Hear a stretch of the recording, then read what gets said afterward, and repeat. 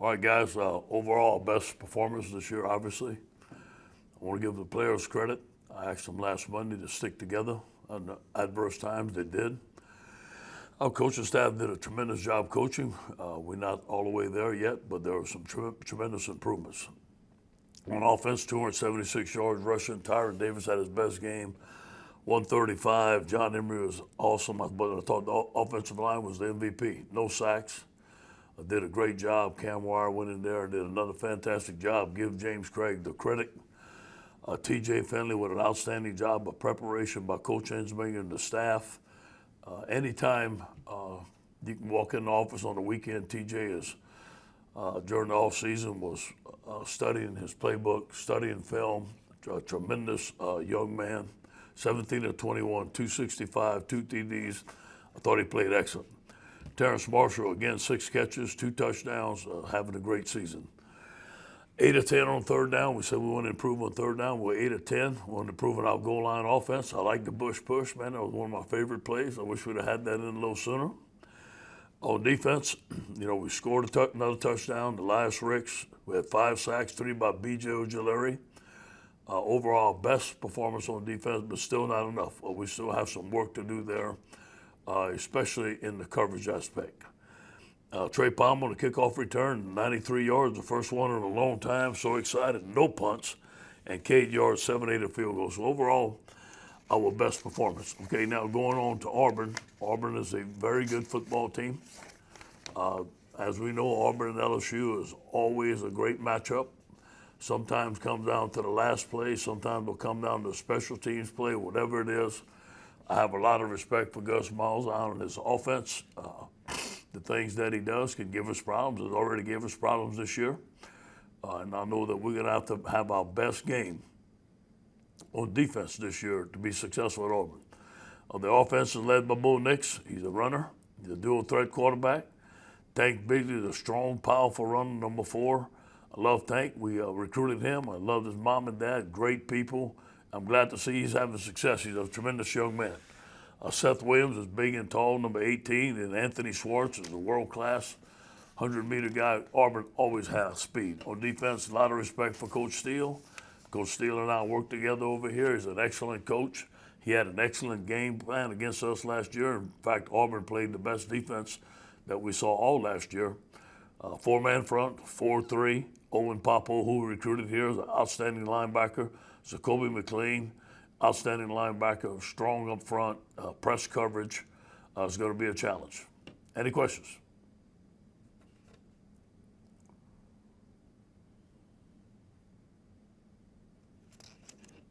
Coach, with another impending hurricane possibly this week, any changes to your practice schedule, and just what does it mean just to play for the state of Louisiana? With so many people trying to recover from a hurricane still. You're always going to think about praying for the people in Louisiana first, no question, and then the safety of our young men, the safety of our coaching staff. But we have an indoor practice facility. If we can practice, we're all going to practice. If we can't, we can't. I'm just going to listen to what they tell me, and hopefully that we can prepare. I'm sure that when the hurricane hits, we're going to all be safe and sound, and hopefully that it doesn't affect our preparation, but it's about our safety first. Coach Ryan Hennessy, WBTM, NBC 13 in Birmingham. This matchup, Bo Nix, one more year in his belt. He's a sophomore now. Seth Williams, you kind of talked about that connection. They've had their ups and downs, but last week you saw that game. They came back at the end and won. How important is it to make sure that doesn't happen against you guys? Because it seems like that's his number one guy to go to. Yeah, well, I have to know where Seth's at all the time. He's a big, tall receiver. We have some good corners. That's why you come to LSU. You play the elite. So, you can't always double them. You have to win some one-on-one matchups. They're going to win some. We're going to win some. Coach Jamarcus Fitzpatrick with KELB in Alexandria. Alongside Terrace Marshall, you have a receiver in Jeray Jenkins, who's right now averaging like 18 yards per catch. Just talk about how big it is to have a receiver like that to complement Terrace with the way that he's playing as well. No question. He has done a tremendous job. He is one of our most improved football players. He has come here and done a tremendous job. I'm so happy about what he's doing. And I think we need to get him the ball more. I know he represents Alexandria. I know he represents that area. He's very proud. He's a great young man, and I'm happy for him. Hey, Coach, this is Shea Dixon with 24/7. Obviously, Finley praised Insminger in the game plan after the game, but he also gave some credit to Russ Callaway for kind of prepping him for what the defense would throw at him and things like that. How big has he been for the development of Myles and the two young guys? Yeah, here's what happened with Russ. He's an analyst, and he can't coach any of the players, but he does prepare all the stuff for Coach Insminger. He prepares what they may see. He prepares the PowerPoints, and then Coach Insminger is the one that does it. So Russ is in the background, does a tremendous job, and he's a great young coach.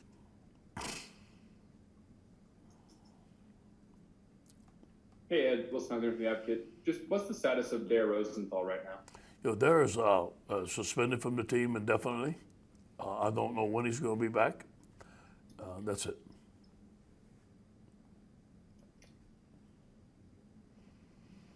Hey, Coach, Ed in New Orleans. How's everything going? Good, man. Good to see you, Ed. We hear that there's a chance that Myles might return this week. Yeah. Can you update us on that? And one other thing, do you think that it was necessary to make a renewed commitment to the running game based on what you did last week? The night and day difference. We have to run the football, especially on first down. And I thought our offensive line had their best game. That helped pave the way for TJ's success. We couldn't put it all on his shoulders. Myles is going to practice a little bit today. Jack is going to get him accelerated throughout the week. We're going to see. I don't know yet if he's going to play. He may play. It all depends how practice goes this week. But, we're only going to do about 25% with him today, see what he can do, feel it. He's probably going to be sore, see how he goes throughout the week. If he can't play, obviously TJ has done a great job for us. Max is going to do a great job. I'm not putting him in unless he's 100% ready. Thank you. Hey, Ed, Brooks Camino from the Advocate. Kind of following up on that, is Finley kind of the role there for this week, I guess, if Myles can't go? And secondly, third downs, it seemed like you guys did, made those adjustments. I mean, what kind of did you see that, helped you guys fix that? Yeah, they played a lot of man coverage for us. Coach Leonard had a great plan. I thought TJ did a tremendous job of delivering the football on time. I told you all he has a cannon for an arm. I was so proud, pleased with TJ's poise. He looked like a veteran out there. I think that's what made the difference in the football game. We're going to go ahead and practice Myles today, see what he can do. Him and TJ are going to share reps and Max. We're going to make a decision on a daily basis who runs with the first team. It depends on Myles' health. If Myles is healthy, he's our first team quarterback, but I'm not putting him in unless he's 100%. Hey, Coach. Bree Andrews from LSU Tiger TV. Performances this past week from TJ Finley, BJ Ojulari, and Elias Ricks, they're all true freshmen, which is really impressive. So how impressed are you with their performances, and where do you really see their future going with this team and forward? Yeah, thank you for mentioning that. That's something that we pride ourselves here. We tell our freshmen and the guys who are recruiting, I don't care if you're a freshman, sophomore, junior, senior, the best guy plays. And those guys have developed. Those are great young men. Does a great job recruiting them. And also Eric Gilbert. You look at the job that he's doing. So we're selling that to our recruits. If you want to play as a freshman and you want to have success, come to LSU. But I got to give credit to our coaching staff. They've done a tremendous job of preparing these young men, getting ready to play. Hey, Ed, obviously it's no secret what Terrace Marshall's doing so far this year, but I guess just kind of, how have you seen him from, an injured freshman, through the last 3 years kind of develop into what he is? He's turning into a team leader. He came to my office last week. Coach, who's going to be the starting quarterback, man? I want to know. I want to know who it is. And I told him my feelings and how his feelings. They were right down the middle. I said, hey, let's see you this week, and let's pick it. And he came in my office Thursday morning. We talked about it. So he's become a team leader.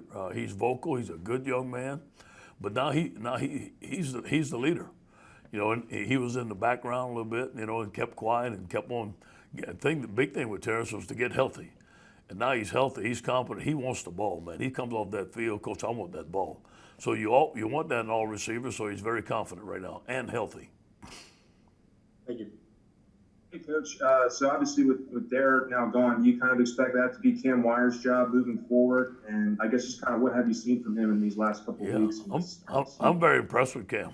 We recruited Cam.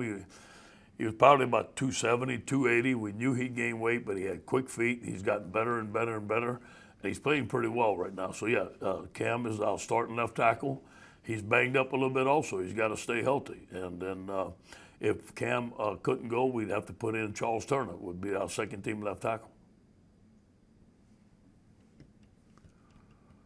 Coach, along those lines of the offensive front, 54 rushes this past week. Is that something that if TJ has to go again this week, that's something you want to use to kind of relax him there, to kind of open up the run game, yes. to relax in the backfield? Yeah, and most of those runs with RPO was a tag with it. And, the good thing about TJ, he's 6'6", and he sees it really easy, man. He can see that slant behind him. It's all built in. But if they give us a box where we can run the football, we want to run the football. We have to. Going into the season, I thought the backs were going to be the strength of our offense. Hey, Coach, this is William with Tiger Rag Magazine. You rattle off a lot of positives that you saw from TJ after the game Saturday. When you looked at film Sunday and you saw the effort he gave on that interception and helped get that guy down, and that saved the touchdown, and it was a three-point field goal, but just I don't know if it's something you can coach. The kid could have that kind of effort after a bad play. Thank you for mentioning that. He has some fire in him, and he was fired up. He was on the sideline, let's go. And a vocal leader and a lot of things that Joe did, to be honest with you. And he showed some toughness. I got to work on his tackling a little bit. He gave kind of a shoulder tackle, but I love his effort. And you know what? TJ came alive, man, and it was his night. He'd been confident all week. He's been confident since he came here. Not cocky, but confident, and we love that about him. Hey, Ed, the knock on LSU for so long was that they couldn't develop quarterbacks. Was it really more of just a matter of running what they run in high school? You talked about the 7-on-7. Is that why we're seeing freshmen have success across the country and now here at LSU? Yeah, no question. Running the spread offense. I mean, that's the way to go. It's here to stay. There's basketball on grass. Put athletes in space. Let them make plays. Let the quarterback make decisions. Make the right reads. The thing that helps TJ is his length. I mean, that being 6'6", he sees over all those linemen. He's got a cannon for an arm. He lost some weight. He's got quick feet, and he's smart. He studies football all the time, and he's a football junkie. Hey, Coach, two questions. First one, do you see where it would maybe make sense to not let Brennan play this week, so he'll have that extra week off and get ready for late in the season? No question. If he's not 100% healthy and there's any chance of injury, I'm not playing him. And TJ will be fine. And TJ and Max will do a good job. But if he's healthy, we're going to play him. Okay, so the open week next week really doesn't have anything to do with your. It's just a matter if he's ready to play. Glenn, at the point of the season, we got to do what's best to win the football game, and I can't think about nothing after but beating Auburn. So whatever we can do, whatever personnel we have to beat Auburn, that's what we're going to worry about. And last question, couple of your really big plays in the game. What's it sound like out there with just 25,000? Do you notice it, or just what is it? What's it? Yeah, it sounds like a spring scrimmage, maybe like a spring scrimmage, a okay spring game attendance, and there is some noise. I gotta give our fans credit. There was a lot more noise than the first game, but it's still never going to be what 102,000 are. Hey, Coach, going back to Terrace Marshall for a second. I mean, it seems every game he's had 2 touchdowns at this point. What has been his biggest area of growth this year? I think that learning all positions, we can put Terrace anywhere. He knows the offense. He feels confident. And being healthy, I think that's the biggest thing about healthy. But the yards after the catch, he catches that slant and goes for that touchdown and breaks those 2 tackles. I think that's where you see him making a bunch of improvement. He's always tall. He's a big target, has great hands. But yards after the catch has been tremendous for him this year. All right, Coach. Derek Jones with Baton Rouge Community Radio. I have a couple of questions. First off, offensively, talk about just the game that Ty Davis Price and John Newman Jr. had. I think that's the first game where the running game has just really been dominant. Yeah. And then secondly, defensively, talk about, with you being a defensive line coach, just B.J. Ojulari's 3 sacks, and also how you feel like Damone Clark's going to bounce back from this game. Yeah. Well, you know, when I worked with Jimmy Johnson, he told me one of his secrets: get great players, and get great players and let them play. And I think those guys that you mentioned are great football players. Ty, I'm so glad to see Ty have success. He's a big, strong, agile running back. John Emery has been one of the best backs in the country coming out, both him and Ty. They work well together. I met with Ty last week. I promised he was going to have the same amount of carries as John. We're going to be equal. I thought they were equal in my mind, 2 first-team starters. So that worked out well. B.J. Ojulari, you know, is a 4.0 grade point average student. He's very smart, hard worker, 3 sacks, 3.5 sacks. But if you watch his sacks, man, it's just a relentless effort. So very, very proud of them. Damone has you know, it's his first time. It's his first time going out there. He has some improvement to make. But the good thing about Damone is I know he will. Hey, Coach. Good morning. Jacques from Channel 9. Coach, the last time you went to Auburn, maybe the first really huge win of your career, right? They were highly ranked. You're a big underdog. You're losing by double digits. And the kick at the end, what do you remember about that day and your team coming through? Relief. I was so happy that we won it. But you know what? It was a hot day. We went there. We went with a great mindset that whatever it took, we was going to win the game. I remember at one point in the game, Auburn had started running the football on us, and we had to fight back. And I remember that last drive, Stephon Sullivan making that play. And then when we put our kicker out there, I knew we was going to win the game. It was just a tremendous feeling, a feeling of relief. You know, there was a lot of stuff going on, and people were talking this, people were talking that. And I think that kind of quietened things down a little bit for us. Hey, Coach, this is Shay with 24/7. You said you wanted a more aggressive, you know, attacking style defense, and right now, even in 4 games, you lead the SEC in sacks, tackles for loss, turnover margin, fumble recoveries.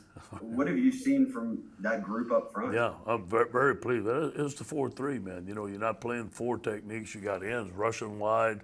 We got more athletic people on the field. It's LSU football. It's what I grew up watching. And you know, we did that at Miami. We did that at USC. And it was just time to go back to it. So I'm happy, you know, all those categories being +6, leading the SEC and all that stuff, but we're still 2-2. So, and we got to play better defense, and there's no excuse for it. You know, the offense to me is playing well. I was real disappointed in the 3rd down. I was disappointed in the goal line. We got that fixed. We got to get some stuff fixed on defense to get where we want to go.